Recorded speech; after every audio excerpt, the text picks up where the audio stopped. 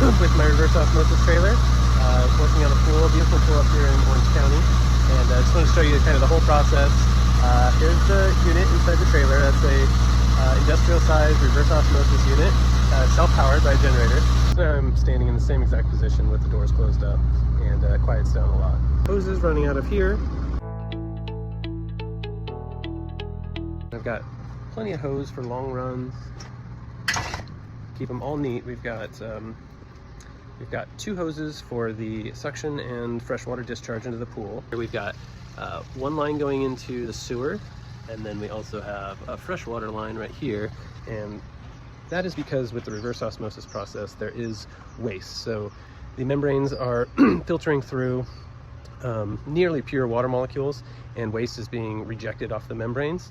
And those go out to waste, and so whatever waste goes out, we replenish that with fresh water so that your pool stays nice and stable. The water level is never going to drop and expose the plaster, and that gives you some great insurance on your pool finish.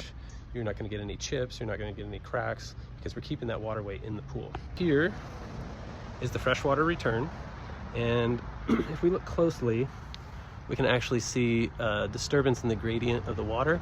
So you'll actually see fresh water mixing with the heavier water.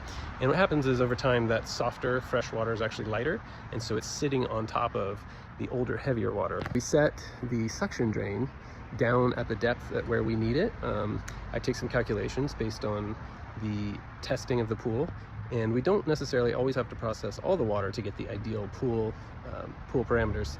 And in doing so, we can save more water rather than waste it. So I'm always looking to optimize the amount of water we're going to process to hit those perfect numbers. This pool will probably run maybe 10 to 15 hours. It's a saltwater pool, so it's going to run a little slower.